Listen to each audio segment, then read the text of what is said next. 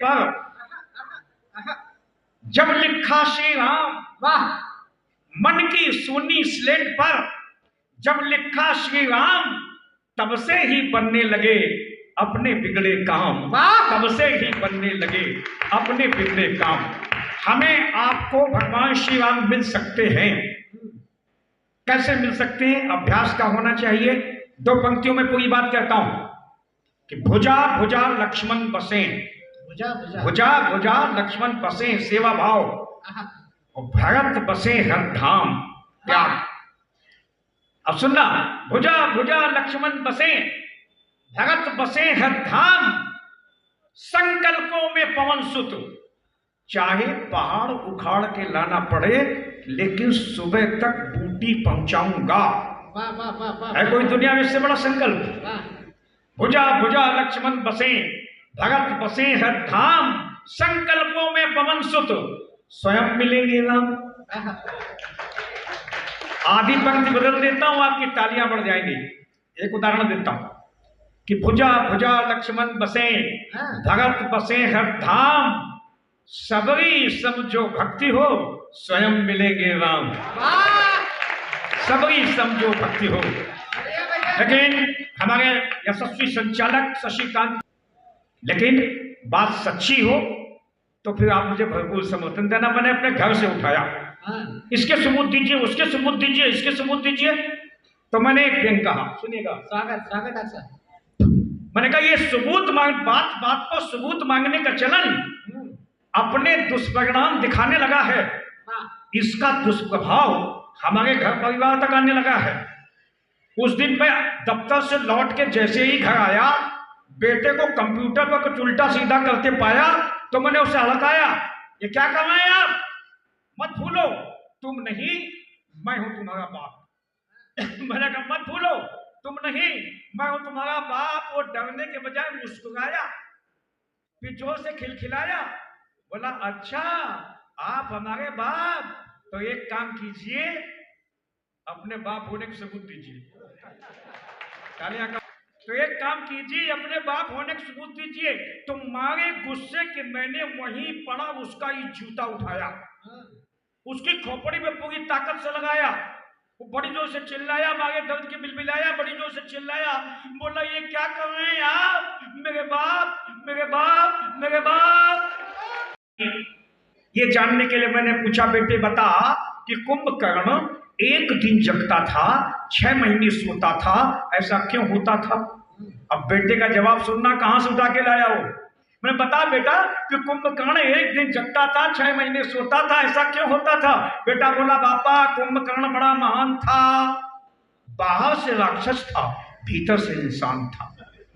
बाहर से राक्षस था, भीतर से इंसान था। उसके दो, एक बहन थी, 2 भाई थे, सबके सब बदमाश, सबके सब हरजाई थे। बड़ा भाई रावण घमंडी इतना कि खुद को भगवान कहता था। छोटा भाई विभीषण हमेशा शत्रुओं के पक्ष में रहता था। और बहन शूर्पणखा दिन भर आवारा लड़कियों की तरह गली गली में डोलती थी, और जहां कहीं लक्ष्मण जैसा खूबसूरत नौजवान दिखता था, शादी करोगे, ये बोलती थी। अब सुनना, बेटा बोला पापा पूरे खानदान का तर्क देखना उसका, बोला पूरे खानदान का चरित्र देखकर बेचारा कुंभकर्ण भीतर ही भीतर रोता था, ये सब कुछ न देखना पड़े, इसलिए एक दिन जगता था, 6 महीने सोता था, इसलिए एक दिन जगता था, 6 महीने सोता था। अगस्त जी, एक विज्ञापन छपा अखबार में, कुत्ते का फोटो लिखा था, मेरा कुत्ता कहीं खो गया है, जिन सज्जन को मिले नीचे लिखी कोठी के पते पर पहुंचा दे, 20,000 रुपए इनाम दिया जाएगा। सुबह सुबह उसके पास फोन पहुंचा, बोले आपका कुत्ता खो गया। बोले जी।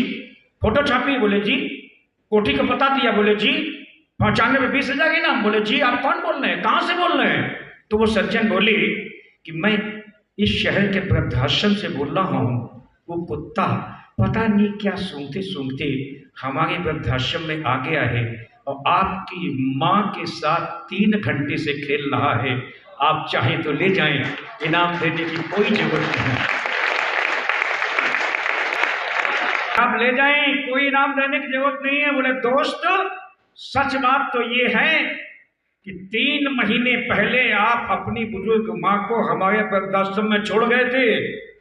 तब से ये पहला मौका है कि इस कुत्ते के आने के बाद उससे मिलने पर माँ 3 महीने में पहली बार मुस्कुराई है, उसके चेहरे पर चमक आई है और उसने आज भरपेट रोटी खाई है।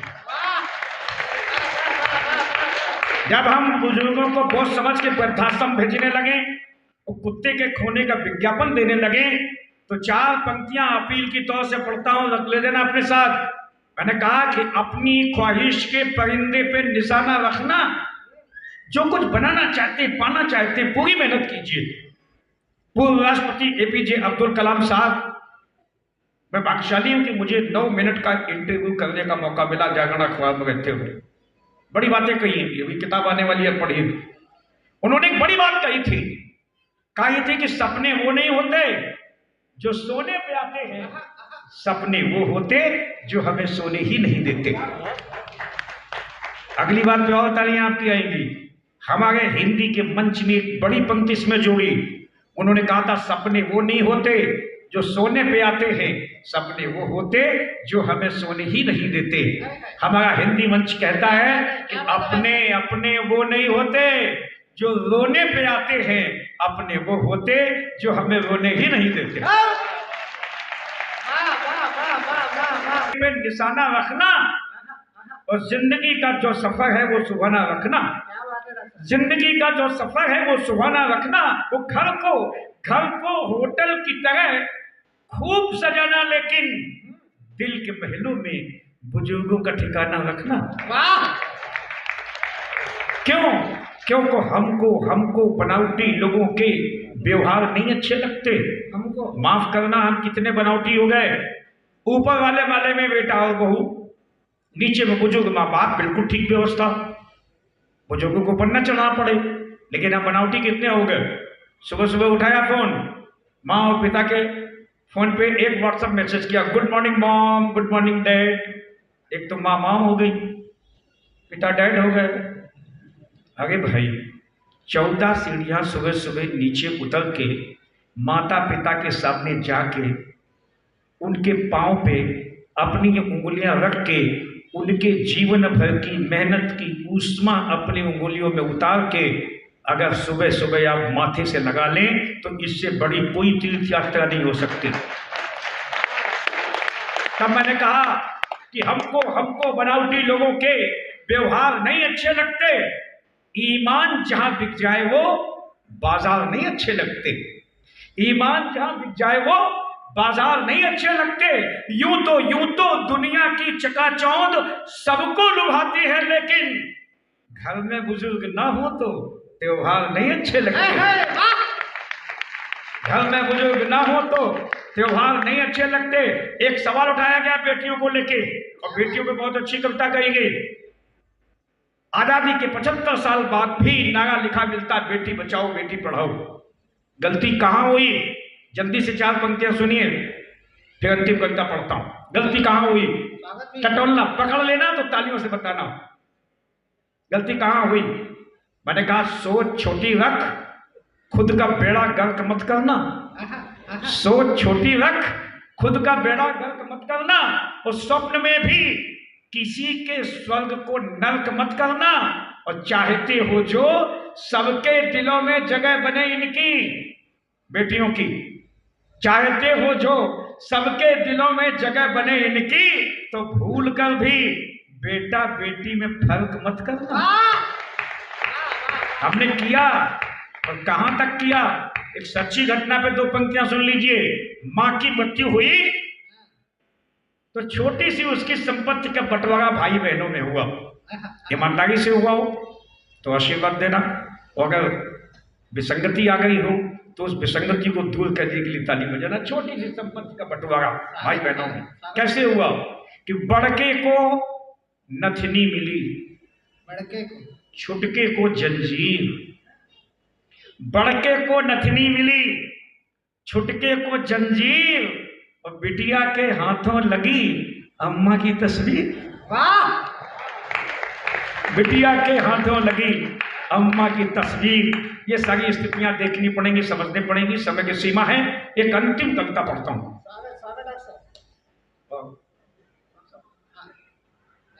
दुनिया के 24 देशों में जाने का मौका मिला, कई बार, 4 बार अमेरिका, 4 बार कनाडा, 11 बार दुबई और सारे देश, बहुत 24 देश।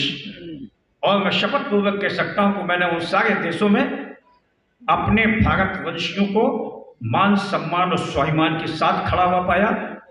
उनके भीतर में हिंदुस्तान वैसा ही धड़कता मिला जैसे हमारे आपके भीतर धड़कता है। वो कौन सी मजबूती है, उस मजबूती पे एक कविता आपके सामने रख के जाना चाहता हूं। एक बार प्रजातांत्रिक तरीके से आगे से पीछे तक ताली बजा के आदेश कर दीजिए और कविता से जुड़िए। क्या मजबूती है वो कि हम नहीं भूले कल कल करती गंगा यमुना का बहना। हम दुनिया के किसी कोने में हो, अपनी संस्कृति और संस्कार सनातन नहीं भूलते, इसलिए मजबूत हैं। क्या बात है कि हम नहीं भूले कल कल करती गंगा यमुना का बहना, और हम नहीं भूले आज भी काम वाली बाई को भी दादी चाची अम्मा कहना। जहां कहीं स्पर्श करें अब बताते चलिए। हम नहीं भूले कल कल करते गंगा यमुना का बहना। वाशिंगटन डीसी में थे, दीप प्रज्वलित किया गया। 25-30 मिनट खर्च हुए। एक इतना से बड़ा दौड़ के आया, जबरदस्ती माइक पकड़ा, बोले एक सवाल बताइए, जब इतने ट्यूबलाइट, इतने हेलोजन, इतने बल्ब, तो एक दिया जलाने में 25 मिनट क्यों बर्बाद किए गए? एक 72-75 साल के सज्जन ने उसके कंधे पे हाथ रखा और कहा, बखुदा जिस बहल ने तुमने आंखें खोली हैं, तुम्हारे मन में यह सवाल आ सकता है, लेकिन क्या एक सवाल का जवाब दोगे?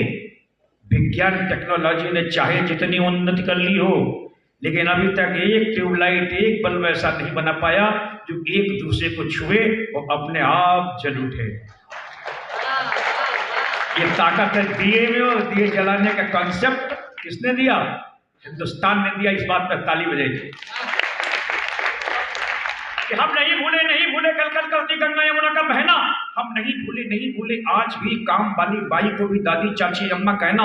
हम हिंदुस्तानी मुसीबतों की फटी चादर मिलजुल कर सीना जानते हैं। माफ करना, वहां किसी की मौत होती 4 कंधे नहीं मिलते हैं। और हमारे गांव में गरीब से गरीब आदमी छप्पर बनाता है, एक आवाज पर पूरा मोहल्ला उसे मुंडेर तक पहुंचाने आता। तब मैंने कहा हम हिंदुस्तानी मुसीबतों की फटी चादर, कंसेप्ट देखा कितना बड़ा।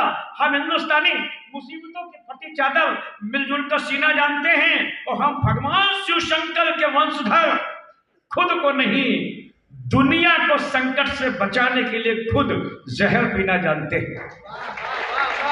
बहुत अच्छे। क्या बात है डॉक्टर साहब। होगी किसी के पास आकाश को चूमने वाली इमारतें, 70 माले की बिल्डिंग, सन्नाटा, मातृ शक्ति सामने बैठी। एक छोटा सा उदाहरण बताता हूं। क्या फर्क है साहब? अपने आप लोग इस शहर में बैठे, हो सकता कोई ऐसे हो जब इस शहर में आए हो तो सिर्फ एक कमरा, क्वार्टर, एक कमरा, अम्मा भी, बाबू भी, बच्चे भी, दादी भी, मेहमान आ जाए, सामान बाहर, कमरा अपने आप बड़ा हो जाता था। यानी दिल बड़े हो तो कमरा कोठी में तब्दील हो जाता है, और दिल छोटे हो तो कोठियां कमरों में तब्दील हो जाती है। एक दृश्य जीने की कोशिश करना, मातृ शक्ति के पास पहुंचेगा दृश्य। कमरे की चटाई बिछी हुई है, मोहल्ले भर की औरतें बैठी हुई, घर की औरतें बैठी हुई, खचाखच ढोलक बज रही है, देवी माँ के गीत चल रहे हैं। अचानक दादी माँ का हाथ उठता है, ढोलक बंद, मजरी खामोश।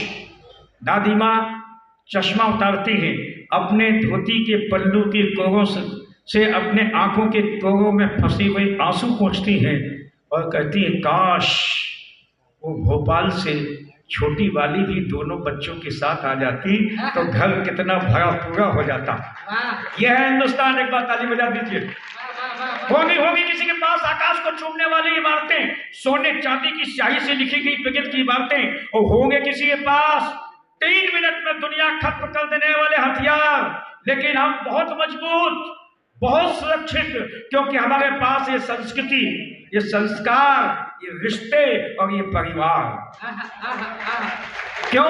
क्योंकि हम दूध देने वाली गाय, अन्न देने वाली धरती, जल देने वाली नदी, औषध देने वाली तुलसी को भी मां मानते हैं।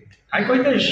क्या बात है भाई साहब। और सब देने वाली तुलसी को मां मानते हैं। और सबसे बड़ी बात ये कि हम माता पिता शिक्षक गुरु बुजुर्गों को भगवान के बराबर जानते हैं। वाह। टुकड़ा के सुनिएगा अंतिम कि हमारे सैनिक सीमा पर अकेले नहीं लड़ते। इस अनंत आकाश में शहीदों की आत्माएं जहां कहीं विचलित हो गई हो, इस महोत्सव की ओर से उन्हें श्रद्धांजलि पहुंचे। आप हाथ खोल के बैठिएगा। क्या फर्क है साहब, कौन कौन लड़ता है उनके साथ अपनी अपनी भूमिका तलाशना। नेहरू सेंट्रल लंदन में जब कविता पढ़ी है, 250 भारतवंशी खड़े होकर सैनिकों के सम्मान में ताली बजा रहे थे, भारत माता के जयकारे कर रहे थे। पंक्तियां आपको समर्पित, आप सम्मान कैसे करते हैं कि हमारे सैनिक सीमा पर अकेले नहीं लड़ते। कौन कौन लड़ता है? हमारे सैनिक सीमा पर अकेले नहीं लड़ते, उनके साथ बहन की राखी, भाई की भुजाएं, माँ का आंचल, पिता की पगड़ी, दादी की दुआएं, बाबा का बेच, बच्चों की किलकारियां और पत्नी के सिंदूर के साथ साथ पूरा देश लड़ता है।